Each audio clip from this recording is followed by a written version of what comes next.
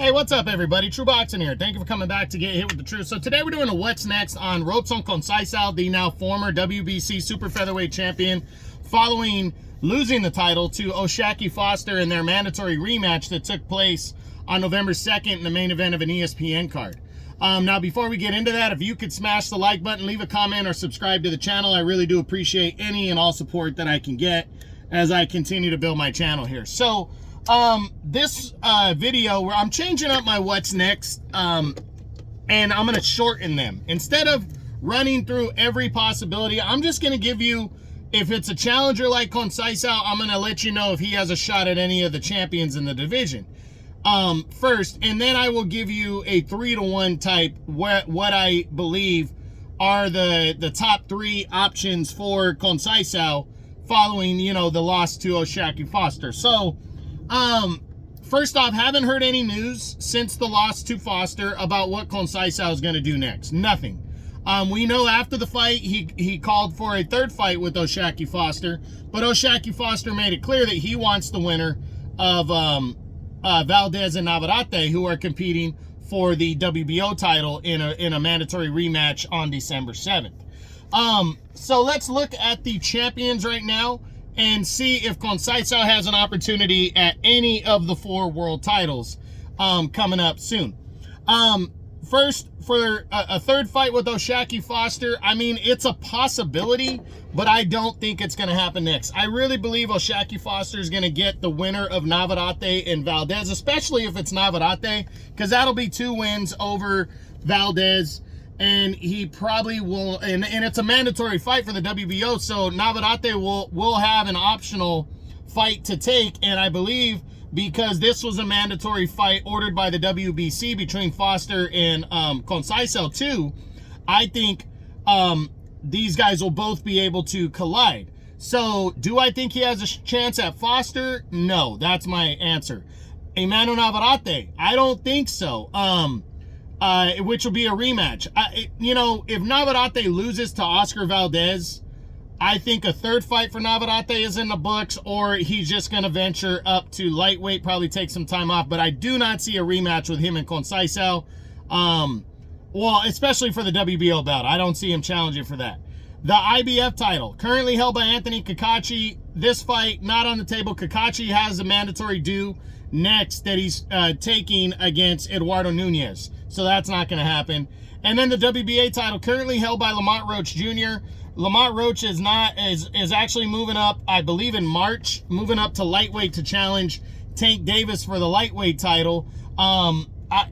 Even if Roach, you know, even if he doesn't get stripped of the belt or loses it, he's going to come back down and likely have to make a mandatory defense. And Conceicao has not been really ranked in any of the governing bodies yet, following the loss to Foster. So what do I think are the 3 most realistic options for Robson Conceicao? And to be honest, there's not one real name that stands out hardcore to me. I will say this. I think he did well enough against Foster in the rematch to where the WBC should order a final eliminator between him and Rocky Hernandez. Now, I'm just speculating that fight. It's not a lock, but I think he did well enough in that fight that I think they should order a rematch order a fight between Rocky Hernandez and Robson Conceicao in a WBC final eliminator. He did well enough. Mark Magsayo, the next available contender in the WBC, the former featherweight champ, hasn't really done anything at super featherweight yet. So I think because Conceicao did well enough that should be the option right there. Now, I do believe that there is a possibility, a good possibility of Conceicao getting a third fight with Foster. And the reason why is Foster could fight him again to leave no doubt, right? But I only see that being possible if Oscar Valdez upsets Emmanuel Navarrete, and then the 2 want to have a rubber match. Because then it allows the rubber match for Foster and Conceicao, makes it more likely. But Valdez has to win, and then Navarrete has to want a third fight with Valdez in order for that to happen. You know, so that's always a possibility. The next plausible option for Conceicao, I think it's just any kind of a WBC eliminator to move up the ranks. If he doesn't get a final eliminator or Rocky Hernandez, there's other guys sitting there chomping at the bit wanting to get a shot at something. A guy who's trying to move up the ranks is Andres Cortez, who's undefeated. He upset Abraham Supernova, who fought, what's his name, tooth and nail back in February. Oshaki Foster fought him tooth and nail, lost a very close decision. So I think that could be possible. And then the fourth possibility would be just staying busy and coming back and taking kind of a tune-up bout next on a top-rank undercard, which I think that's very possible as well. So a lot of moving pieces. A lot's going to revolve around Navarrete and Valdez and what Oshaki Foster wants to do and what the WBC decides to do with Conceicao's ranking. But I'm hoping he gets a high ranking in the WBC, and I'm hoping to see Conceicao back in a big-time matchup because he deserves it. You know what? I know a lot of people, you know, want to criticize the way, you know, that he lost the first fight to Foster, and he should have lost that first fight to Foster.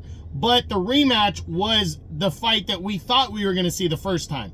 Foster was more aggressive, opened himself up, and Conceicao was very competitive. It was a very good 12-round battle, and he defended his title like a true champion, and it was a good, hard performance. He's still a top five, in my opinion, he's still a top five super featherweight at 130 pounds and deserves his credit. So we'll see what happens, but that's it. That's what I got. That's my what's next on Robson Conceicao, the former WBC Super Featherweight Champion of the world, following his split decision loss to Oshaki Foster, or his decision loss to Oshaki Foster when they competed on the November 2nd ESPN card in a rematch for the WBC Super Featherweight title. I hope you enjoyed the video. If you did, smash the like button, leave a comment, or subscribe to the channel. I appreciate any and all support. This is True Boxing, and you've been hit with the truth.